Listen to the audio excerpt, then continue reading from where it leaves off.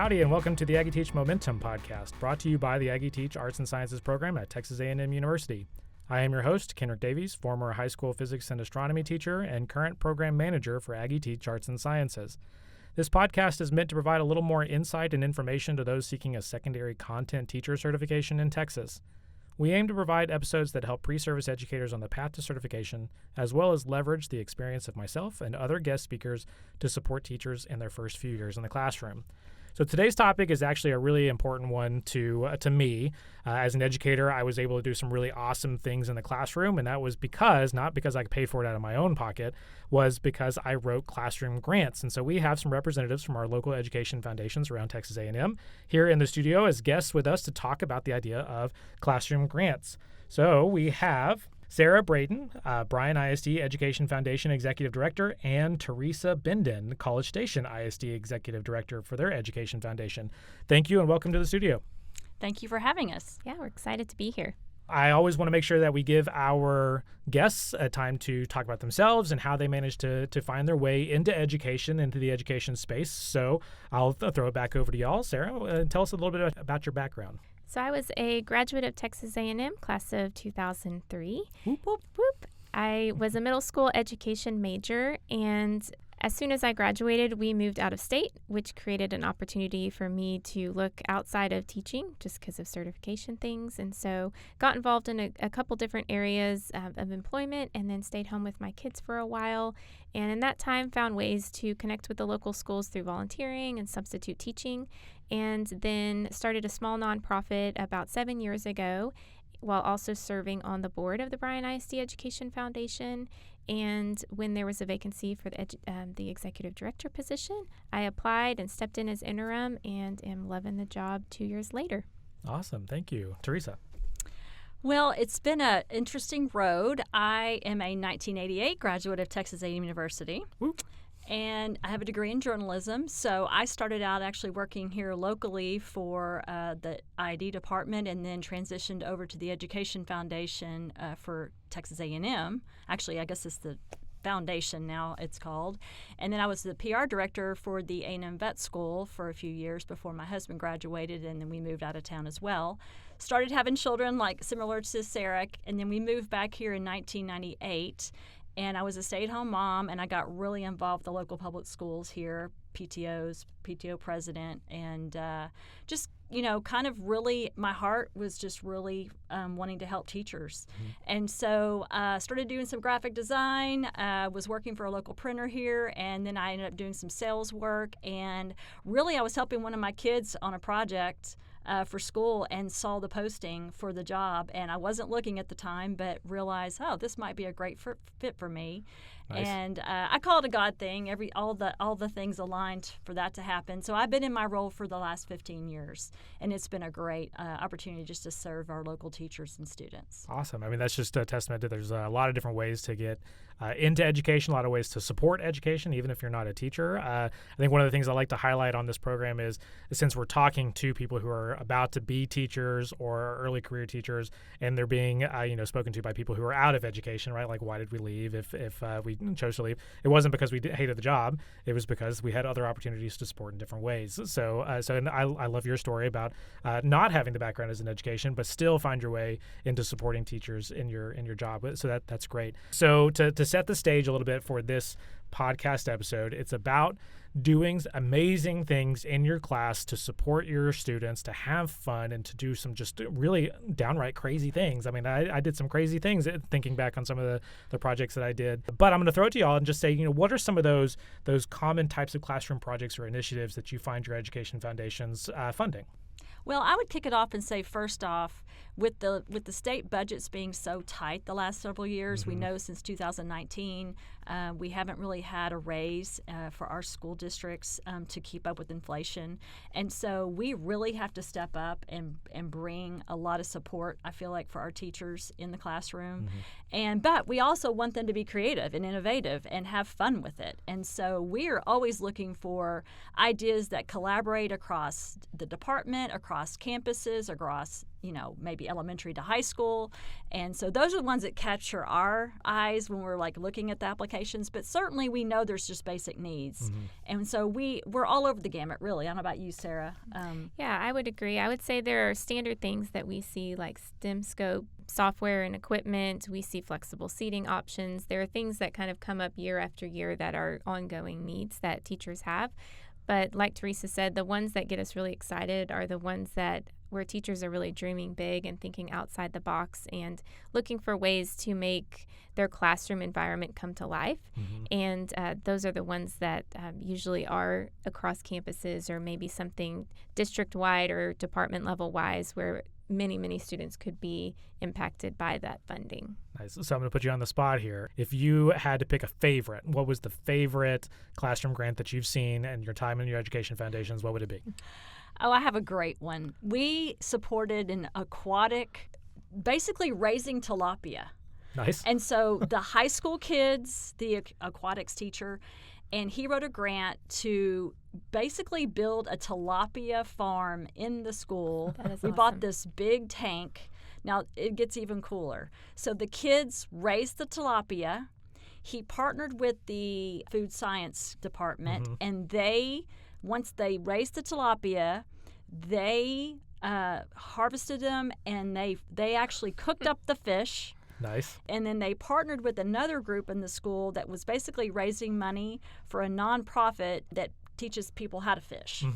And so we had a fish fry, and the funds from the fish fry went to that nonprofit to help people learn how to fish. So it was like this full circle. I absolutely love it. It was really cool. Unfortunately, it's no longer still being because that teacher left, but it was a sustainable grant at least for a couple of years there, and it was a lot to undertake, but it was so fabulous, and it affected so many kids on so many levels. Sounds delicious. It was very yummy. Yeah, ours actually, my favorite came out of this past grant cycle, and it is a pocket prairie at Bryan High School. And so the AP Environmental Science teacher looked at some other districts in Houston that had built these pocket prairies on their campuses. So basically it's a half acre that used to be just an eroded, rocky, sandy hill behind Bryan High School, and is returning it to its native habitat. Interesting. And so it's about a 2-year project, which we liked because it was something that multiple years of students could help build the program, and then it's sustainable forever. And it'll create an outdoor classroom so that these AP environmental students, biology students, also art students, there's a wide variety of kids who can come out, use the pocket prairie in a variety of ways. And then his long-term vision is to use it as a 4th grade field trip destination where you can come and take soil samples and water samples and look at the native grasses and learn what Texas looked like before we came in and kind of started messing with it. Wow. They have started the process of digging and have cover crops now growing, and I've been out to the site several times, and it will also be open to the community, which is pretty cool. That's amazing. That is amazing. That is a really, you really should cool drive one. by and take a look. That's a real world application because my son is he has his own business, and he is actually turning a lot of people's ranches back to the native wildlife. He'd probably love it. Yeah. Oh yeah. I have to send him over there. All right. Well, I have to add to this conversation. My favorite that I wrote, the grant that I am probably most proud of, I think was my last one, and as a physics teacher, astronomy teacher, right? But I also had a desire to make sure that my students, who were typically on the AP honors side of things, got experience with things like power tools, and just getting their hands dirty and building things and designing something and all of that. So a little as an aside, I got this idea. I didn't come up with this idea. I was at a conference and someone else presented from a company. They were like, we did this with teachers, and it was really awesome. So I brought that back to our grants writers, and they loved it. The idea was to build radio telescopes. So radio telescopes don't operate the same way. It's really just kind of a wood frame with this massive, they call it a horn, but it's just this metallic sort of insulation board that you use for the horn. There's a small antenna that you had to make sure was in the right spot. It was just a piece of copper wire. The biggest thing was about getting the signal that you would collect into a computer for processing. So that was part of it, and is getting all the computer kind of circuitry for that. But we had enough funds to be able to build 7. And these things are massive. They're like person size. So we built 7. They were all in the back of my room for a while, but the idea was is that we would learn how to use it, and then we would train the teachers that taught astronomy in the other high schools to use it, and then gift one to each one of the programs that was in the district. So Nice. that was something really, really cool. And so with these Horn telescopes, you were able to measure things like a signal coming from the galaxy, and measure how fast the galaxy was rotating, and measure how fast the Earth was going around the sun. Yeah, something that a high school student was able to build, was able to take this data. So again, I'm going to reiterate that we're talking about doing some amazing things in the classroom, right? And teachers just have a lot of fun doing this, and students have a lot of fun doing this. So the engagement in the classroom just skyrockets when you're able to do some of this stuff. So it's one of the reasons why we want to talk about it. Well, I don't think there's anything more powerful than being able to give kids just a hands-on experience while they're learning. Right. I mean, it just brings the learning full circle, and it makes it exciting. And they don't even know they're learning. Right, and you never get the question of when are we going to ever use this in real life, right? Because I mean, they're building something, they're seeing what it's all about. All right, so for a teacher who's never written a grant before, what is the kind of entry to this? What important elements do they need to have in their application for this type of grant? What is it that they need to make sure they say? I think the important thing for us is why is this necessary? What is the need? What void is it trying to fill? Because we want to know, why is this something that we should invest in, or that our donor money should be invested into? And so create some tension for us. Is the funding not there? And is this something that would elevate student achievement, or is this something that would bring that real world experience to the classroom? And how will we see success and measure success and the outcome of that? So that's something that is pretty important to include. I think I agree with Sarah and a lot of things that she mentioned, in the fact that we're looking for a problem to be solved, and our board members want to see what are we doing to help solve that problem. Anything that they can explain to us, show us, give us some concrete details about why they want the monies, what they're going to be used for, and how that's going to elevate a learning success. Yeah, now you can talk a little bit about what your application kind of looks like and what it asks for. I remember, of course, every foundation is going to be different. Every grant writing program is going to be different. But I remember, as you brought up, Sarah, this idea of how are you going to measure success, right? What are you looking for, and how are you planning on measuring whether or not the students, were successful in this project? What are some of those components that you have in y'all's applications that a teacher really needs to kind of dive into? Well, I would say that part of the evaluation of the grant is probably some of the hardest parts to really nail down, because some of these grants are pretty abstract. And so we do look at reading scores. We look, if it's addressing something in the TEKS or something that they're trying to accomplish in their grant, then we go back and look at test scores. But I don't always think test scores are a good definition of a grant is successful or not. Agreed. Sometimes I just go back and ask the kids, and we ask them to send us pictures, and we ask them to send us testimonials. And really where we get most excited is when the kids say, wow, I had so much fun doing this, and I learned A, B, C, So that to me is the part that, it's not always a numerical number that we look at to see that defines the success of a grant or not. Yeah, I would agree. I would say engagement is kind of a big thing we look at. Were the kids engaged? Were they excited about it?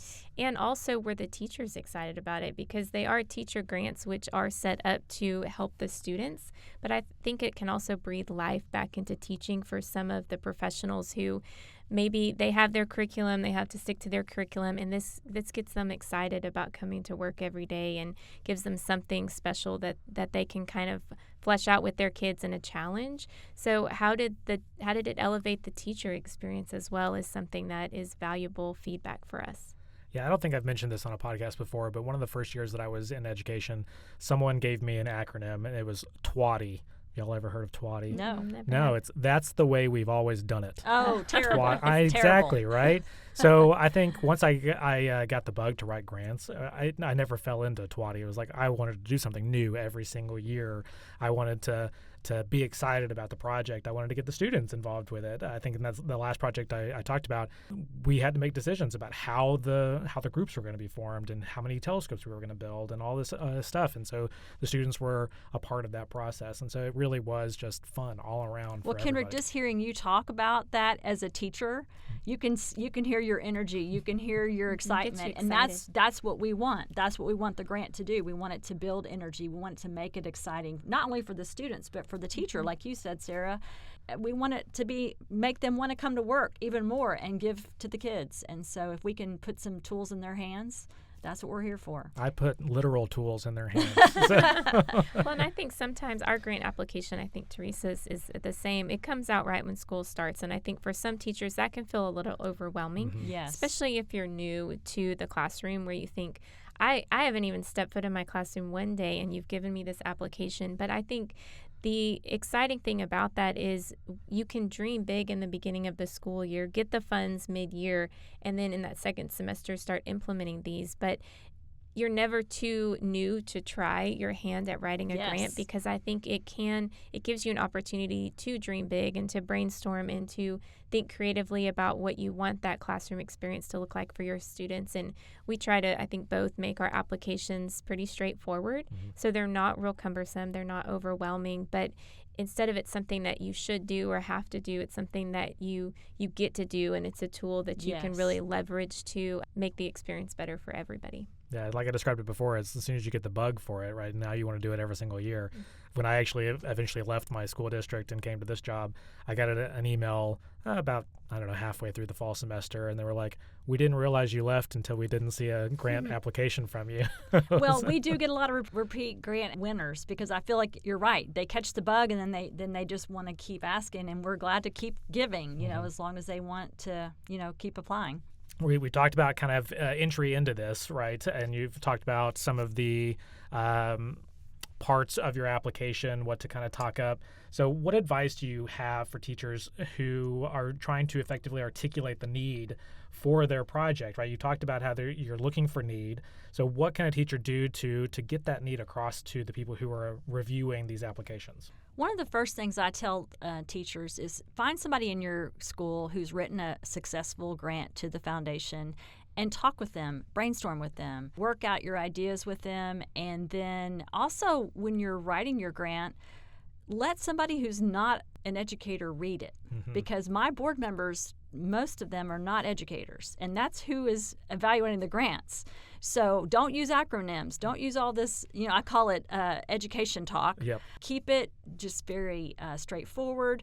Like Sarah said, we try to make our applications easy. We don't want to make them cumbersome. And then think about collaborating outside of your department, your classroom, with other campuses, maybe someone else in your campus. Think big. Think what you can do. Maybe you're a science teacher, but maybe you can collaborate with a music teacher. I don't know. Just think big. And I think one benefit to collaborating too is if you haven't written a grant, is you don't have to write the application by yourself.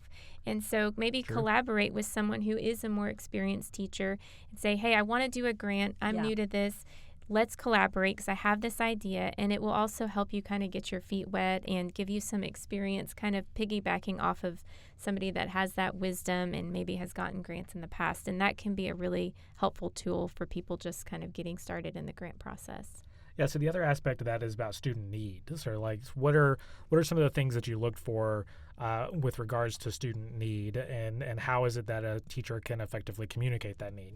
I think we like hearing numbers, and we like hearing statistics. And I think, like Teresa said, we have a few board members who are educators or in some way involved in a school district, but we don't always understand, that you have 100 students in your high school history classroom that you're trying to engage, or that maybe you have a lot of kids that are in special education, and that this is something they need that we don't know is even something that would be valuable. So I think giving us some numbers, giving us some context of what does your classroom look like, and what resources are available to you and what's missing, helps kind of frame the picture for us a little bit better. I would also say keeping the dollar amount equitable to what you're asking for. So if you have 150 kids and you're asking for $5,000, that makes a lot of sense. But if you're only meeting a group of, maybe you only have 20 children, asking for that much money may not be as just appropriate. We do have limits on our grants. So if you're an individual teacher, the most you can get is $3,000, and then it goes up from there depending on how the collaboration goes. But the other thing is that we found, for instance, some of our special needs classrooms are a small population, but they have some serious needs. And there have been some awesome grants that have been written by our special needs teachers that do cost a little bit more because some of those items are very specific to their disabilities. Right. And so we are glad to always take that into consideration. Like Sarah said, give us context. Give us what the situation is, why you're challenged by that, and what we can do to step in to help. So I know something that was important to some of the grants that I've written was about sustainability, right? About not just this being a one-time, one-year grant. In fact, I remember questions involving how many students are you going to reach through the life of the grant? So if you're expecting this to be, a 5-year project, 10-year project, or how many students would you affect there? So what sort of sustainability are y'all looking for? That's a really important, valuable question that we ask on our application process, because if we're going to invest $5,000 or even at a district-wide level $10,000, we want to know that this isn't something that's a one and done. It's something that can be reproduced, recreated, even maybe something that isn't going to look exactly the same year to year, but the resources you were given can be turned into another lab or another project, and helping the teacher to think creatively about how this can be used for the long term is going to increase the chances of us investing, especially at a higher dollar amount. I agree. We definitely look for sustainability as an important part of the grant. However, we also hope that maybe if by giving the seed money to start the grant, that maybe the district might pick it up. Here's a perfect example: smart boards, which I know are kind of even outdated now, but we were the first supporters of the smart boards in our district. So we started funding these smart boards, and then all of a sudden the district started seeing the value of them and picked it up, and now it's a standardized thing in every classroom. Yeah. So we don't fund, we call them perishables or food, those type of things. I mean, I'm with Sarah. We want to support things that are sustainable and can be used year to year. Now, we know some grants have some things that maybe need to be replenished year to year, sure, but a lot of times we've been able to say, okay, can your principal pick that up, or can some other fund in your school maybe provide some of that part of it, that we've got the basics of it. I'm specifically thinking about the DNA grant that we did one year, is we had to get all the microscopes and all the things to go with it, but it had a lot of things that were going to be used up in the grant. But then the science department had a budget, and they came alongside it and were able to fund it down the road. So. Yeah, I have an example like that. We did a 3D printer as a grant a few years ago, and the upfront cost of the printer was what we really needed. Right. But the filament cost that we used, continuously, that was something the department was able to take on. So that's a great kind of idea there of getting it started, and then the maintenance of it is something that could be taken on by the department. And we've actually funded grants 2 and 3 times if we felt like it was a great grant that we wanted to sustain to continue it on. Again. Yeah. So you kind of hinted a little bit here about what you don't really fund. So is there anything that's kind of off the table for y'all? And I'll put a caveat out there that every grant program is going to have their do's and their don'ts. So what specifically are y'all not really looking for? For the most part, we do not fund field trips. We do have a separate scholarship program that we use some donor-specific money to fund. We send all of our kids to the regional history fair, but that was more through a scholarship program. So in general, we don't fund field trips. Like Teresa said, anything consumable. So things that we might provide. We had a grant. Someone wanted to build a coffee cart, and it was run by their special education department. So we funded the cart and all the materials and kind of a starter kit, but we weren't going to provide all the snacks and the creamers and all the things ongoing. We also typically we do not fund much technology. There are things like the 3D printers and stuff that we see as separate, but laptops and things, there are some exceptions to that, but on the most part we don't, just because it can be a little bit cumbersome to make sure that the firewalls work and all of that. We're pretty similar. We do fund technology, but again, you have to have a good reason why you want that technology and how you're going to use it creatively in your classroom. We have kind of segued as well to, we love field trips, but we don't do those through our grant program. We have that as something as a separate thing that we support. So it's important to teachers to really take a look at that do's and don'ts when it comes to the grant. So I guess in that sort of vein, right, do you provide any sort of resources, workshops, seminars to help teachers in that initial grant writing, or even just a reminder of like what are the most appropriate things to do for your grants?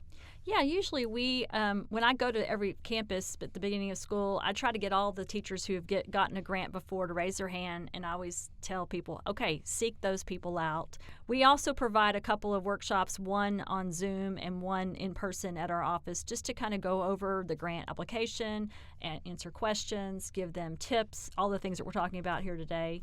I also record that one and send it out to our entire district, just so if they couldn't come. We don't make that a prerequisite that they have to go to one of the workshops to apply for a grant, because we know teachers are busy. We just want to make it easiest on them as we can. Yeah, we do something similar. We have a webinar-style slideshow that they can go through and basically open up their grant application on one screen and have our webinar on the other, and it kind of walks them through the grant process step by step in hopes to kind of answer those frequently asked questions. And then we do get a lot of questions that come to me and my staff, because we do not review and we do not make decisions. So we're available to answer questions as well, because our board is they have a team that reviews those. So we're neutral. We can help and answer questions and guide them through as much as we want. Nice. And most of the programs that I've seen have examples of funded programs, past funded programs, so you can take a look at those. And then we've already kind of talked about how find a teacher, right? Find a teacher who's already done one of these grants and successfully, and pick their brain and get their help. So I think that's probably one of the best ideas to help you get over that initial hump of, oh, how do I do this? I'll tell them, hey, email me, give me a call, and if you have an idea that you want to run by me before you put the effort into writing a grant, I'm glad to kind of help vet that out for you, or help kind of morph it into something that maybe is a little bit more appropriate. But yeah, we're totally open. We want to see them be successful. Yeah. I think at this point, I'm going to shift gears a little bit and give you kind of the space to talk about education foundations just in general, what y'all do, because I know you do more than just teacher grants. So Teresa, how about you and tell us a little bit about College Station Education Foundation? Well, when I started this job 15 years ago, the primary two programs of the foundation were student scholarships and our teaching grants. And I feel like our teaching grants are always going to be the core of what we do. I feel like that's the biggest part of our money, that is our donor money, that is spent towards supporting classroom education. However, we have definitely grown tremendously. We have lots of programs that we support. We have our Amy Anderson Literacy Program, and that works.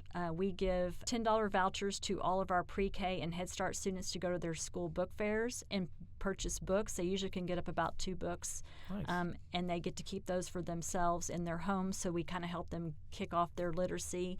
It's shown that when children get to choose their own books, that's something that they're interested in, that increases their literacy tremendously. Wow. So that's one of our big programs we've had for years. Of course, Christy's Closet is our free clothing store for students who can come and get new shoes, gently used clothing, toiletries, backpacks, school supplies, things like that, just to help them feel, ready to go to school, feel clean and ready, and just have some nice things that they feel good about themselves. We also have, obviously, our student scholarships that has grown as well for our graduating seniors, both for academic and vocational schools when they leave the district. We do a huge thing about teacher appreciation. So obviously we give out 10 $500 grants at the end of every school year during Teacher Appreciation Week. Wow. And it's all based on who in the community is nominated from our parents and community members on social media. It's kind of a random drawing, but it's just a great way to be able to kind of drum up some interest and let people just get online and show their gratefulness toward our teachers. Nice. And so we've had some great, local community members who have come alongside that to support that as well. We give out brand new spanking teachers who are first-year teachers in our district. We give them a $100 gift card to get their classrooms going, because we know they don't get paid for like 8 weeks or something crazy. Yeah. And so not a lot of money, but we have a retired school teacher who actually supports that for us, and so we were able to put that in the hands of every first-year school teacher in our district. Gosh, I feel like we just started supporting our ag students through a freezer sale at the annual Brazos County Livestock Show. And so those kids that don't make the premium sale, we have partnered with some community members, and we have purchased their animals through what's called the freezer sale. And so what that's done is that seeds their projects so that they can do it again next year, because a lot of them have to put an outlay of money to do that project. And so we found we have a brand new ag barn, so we're really excited about coming alongside that and just supporting those students that want to get going with the livestock project. Fantastic. So that was the first year we did it this year, and it was so great. We just had such a great experience with all of that. I think Sarah's going to jump in on that next year.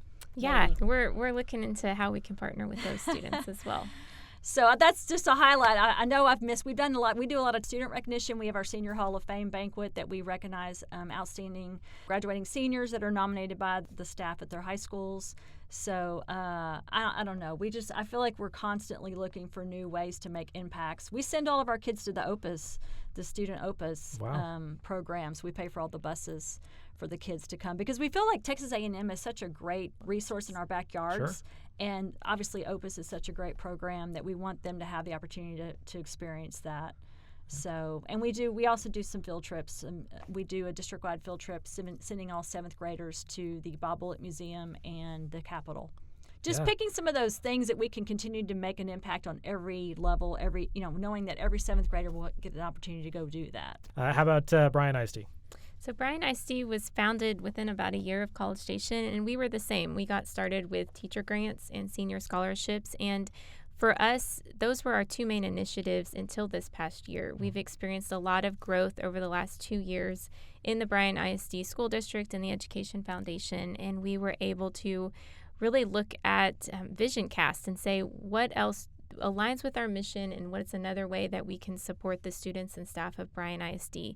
So in addition to those 2 programs, we created a staff scholarship program where we are awarding 2 $20,000 scholarships to paraprofessionals in Bryan ISD. That will be an annual program that we fund, and that helps those paraprofessionals who have been in the classroom for a while, who really want to become certified classroom teachers but need that extra financial support to help them complete their bachelor's degree. So we had an application process and we had a lot of interest, and we awarded these 2 paraprofessionals, and both are about 3/4 of the way through with their undergrad, and we're just needing that extra boost. So they plan to stay in Bryan ISD upon completing their undergraduate degrees, become certified teachers, and it's investing in our own. Yeah, that's amazing. So yeah, we were super excited about that. We also just gave over $200,000 to District of Innovation teachers in Bryan ISD who chose to come into teaching without that certification credential. Yep.